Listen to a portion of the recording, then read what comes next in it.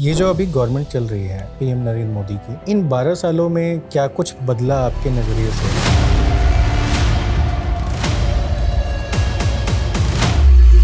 आई personally believe कि previous वाला जो उस समय था 2004 से 2014 का, there was slight more freedom to speak about things. वो मुझे लगता है कि अभी आजकल थोड़ा सा उसके ऊपर थोड़े से रिस्ट्रिक्शंस जा रहे हैं।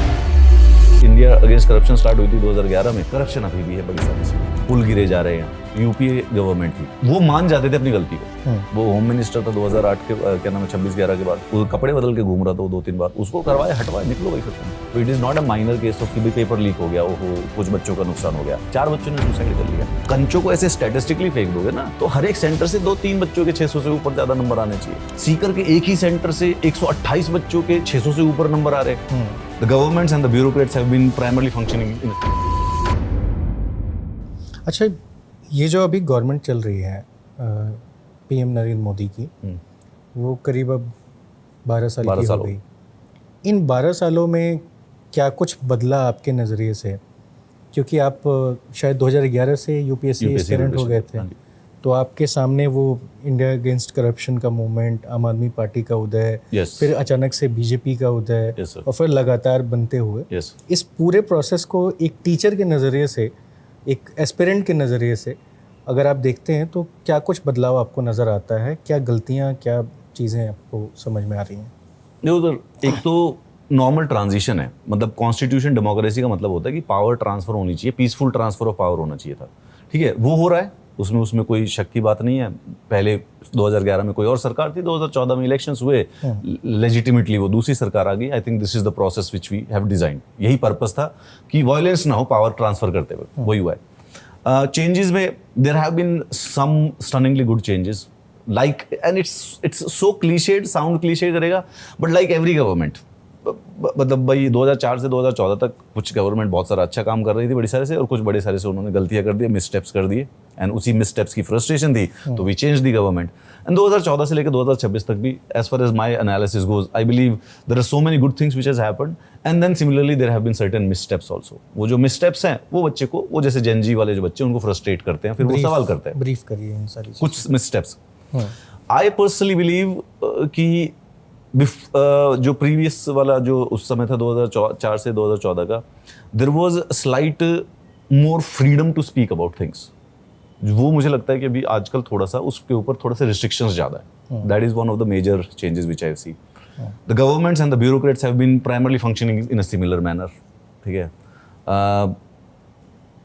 देयर माइट बी चेंजेस अगर हम टेंजिबल डेटा करें, बट अगर मेरे पास टेंजिबल डेटा नहीं है, बट अगर 2000 वो इंडिया अगेंस्ट करप्शन स्टार्ट हुई थी 2011 में, करप्शन अभी भी है बड़ी सारी सी। ठीक है, बड़े सारे से हर रोज हम रोज केस सुनते हैं, ये वाले आईएएस ने कर दिया, वहाँ पे राजस्थान में अभी एक 900 करोड़ रुपए का क्या नाम है एक जल स्कीम थी, उससे रिलेटेड स्कीम है, एक 100 करोड़ रुपए का वृक्षारोपण से रिलेटेड स्कीम है, पुल गिरे जा रहे हैं।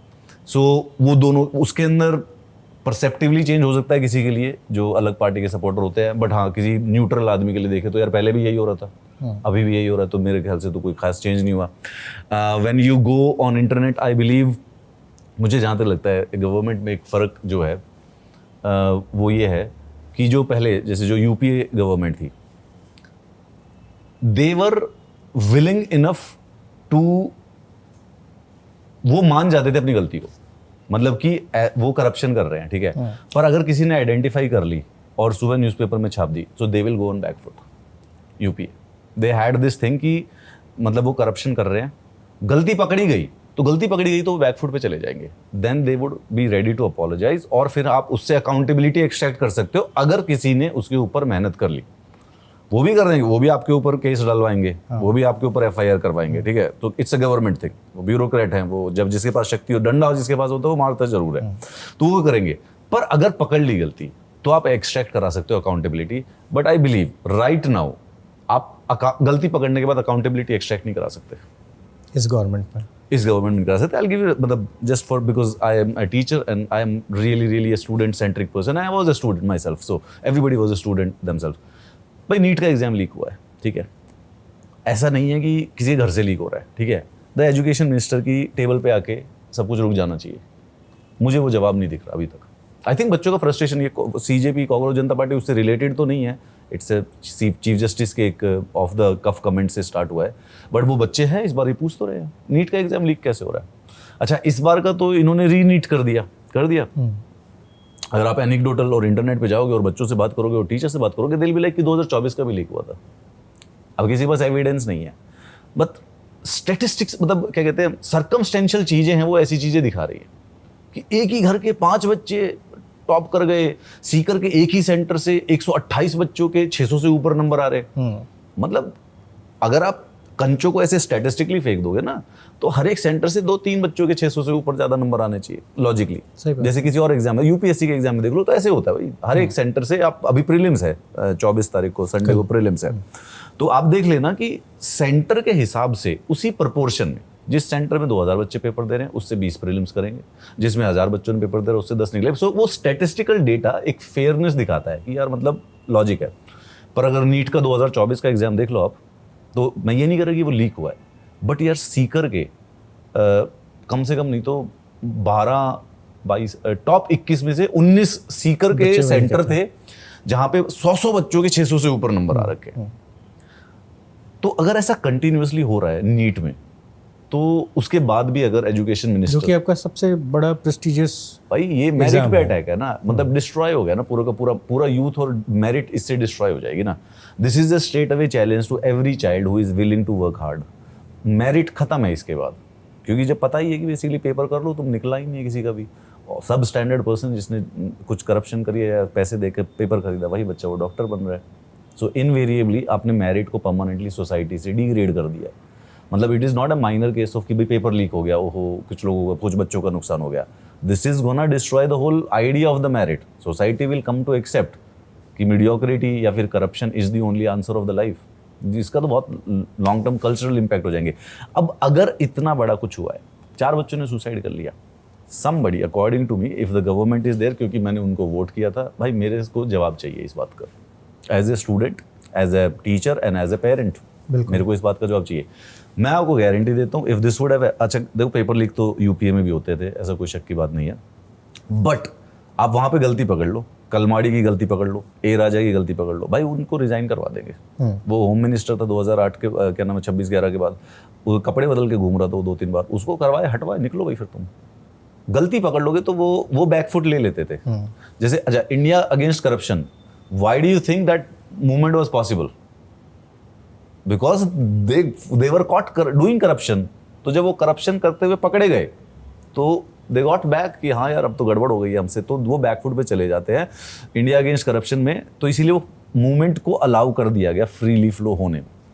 आज नहीं कर सकते आप, you are not allowed to have a movement, legitimate movement भी अलाउ नहीं कर सकते। मैं कहीं पे तो एक वीडियो देख रहा था, अभी शायद कल की बात है, एक जर्नलिस्ट हैं, वो किसी को इंटरव्यू दे रहे थे, तो उसमें बात कर रहे थे कि मूवमेंट ख़त्म हो गई थी। अन्ना ने फ़ोन किया अपने किसी एक दोस्त को जो जर्नलिस्ट ही हैं, उस समय विदेश में थे, तो वो फटाफट इंडिया आए। चिंता थी कि अरविंद केजरीवाल चाहते थे कि अन्ना शहीद हो जाए उसी मंच पे रामलीला के। और दूसरा कि इतना सारा फंड सर्कुलेट हो रहा था, आ रहा था, कि इस बात की भी चिंता थी अन्ना को कि बराबर बटेगा कि नहीं बटेगा। अब जब उस जर्नलिस्ट के पर्सपेक्टिव से आदमी सुन रहा है, या जो भी बदलाव हुए हैं इन 10 सालों में, आम आदमी पार्टी भी जब सरकार में रही, तो बहुत सारी कमियां दिखती है कि एक पार्टी हिंदुस्तान के युवा को, यूथ को, या फिर पूरे देश के लोगों को एक इमोशंस के साथ बांधती है, कनेक्ट करती है, ये बताती है कि करप्शन हो रहा है, जिसकी चर्चा हम लोग कर रहे हैं, कितनी ही बार ये होता रहेगा। और जब सारे लोग इकट्ठा होते हैं, आप आते हैं, उनके साथ जुड़ते हैं, और फिर ठीक है मूवमेंट आगे बढ़ता है, एक पॉलिटिकल पार्टी आती है, सबको भरोसा आता है बहुत अच्छा कर रहे हैं, लेकिन उसके बाद फिर वही पॉलिटिकल पार्टी उन लोगों के साथ गठबंधन कर लेती है जिनको वो गालियां दे रही थी, स्टेट में भी और सेंट्रल में भी। बाद में कांग्रेस पार्टी के साथ तो आई, फिर पूरे इंडिया ब्लॉक में घुस गई। उसमें न जाने कितने करप्शन से जूझने वाली पॉलिटिकल पार्टियां हैं। वो खुद भी कह रहे थे, बिल्कुल, उन्होंने लालू यादव को भी नहीं छोड़ा है, अखिलेश को भी नहीं छोड़ा है, लेकिन बावजूद वो सबके साथ घुल मिल रहे हैं। ऐसे कंडीशन में आदमी का भरोसा, ऐसे पॉलिटिकल पार्टियां, ऐसे वादे, टूटेगा तो टूटेगा ना, तो फिर आदमी करे कैसे, सरवाइव कैसे करे? सर देखिए, पर्सनली मुझे लगता है कि वो कंटिजेंसी है यार, क्या कर सकते थे वो। मेरे हिसाब से technically speaking I believe they had no other option personally. क्यों? बिकॉज पहले जब तक वो अपोजिशन में है तो ना वो पावर को चार्ज कर सकते हैं, बट 2014 के बाद ये भी अपोजिशन में ही रहे और पावर चेंज हो गई, और जिसको ये अटैक कर रहे थे वो भी अपोजिशन में आ गए। देखो दो ही हैं पूरे डेमोक्रेसी में, दो चीजें होती है, एक है power, the government which holds each and everything, everybody else is opposition. आम आदमी पार्टी का आप ये कह सकते हो कि पहले वो कांग्रेस को या अखिलेश को या लालू प्रसाद यादव को बोल रहा है, उसके ऊपर उंगली उठा रहा है। 2014 के बाद वो उसी इंडिया ब्लॉक में आ रहा है। But if you look at it, देखो वो उनको तब बोल रहा था जब वो पावर में थे, ठीक है। 2014 के बाद वो खुद अपोजिशन में आके बैठ गए। तो technically speaking that identification make sense. भाई जब ये पावर में ही नहीं है, अब जब कांग्रेस नहीं है पावर में, तो अब इसको क्या बोलेगा ये? व्हाट डू यू से?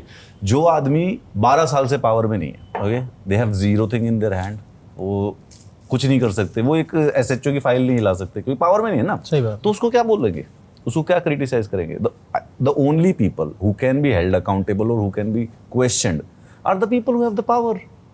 भाई अगर आप मिनिस्टर नहीं हो, जैसे मैं आपके सर चढ़ जाऊं आज कि भाई तू नीट का एग्जाम लीक हुआ, तूने क्या किया जिंदगी में, तू मेरे को जवाब दे, you will like dude I am not the minister, right? Am I? मैं होता तो तू मेरे से पूछता। तो मुझे इस कॉन्टेक्स्ट में ये लगता है कि दो ही चीजें हैं, अगर आप पावर, या तो आप पावर में हो तो जो पावर में है तो they are happy and they will obviously defend themselves within their rights, वो तो करेंगे अपने आप को डिफेंड कि हमने ये किया, ये सही है इसलिए डिफेंड है। उसके अलावा बाकी सब अपोजिशन में है। आम आदमी पार्टी के लिए मेरे हिसाब से ये वाला लॉजिकल था। जब तक यूपीए पावर में थी तो उन्होंने उसको अटैक किया है बिना किसी डर के।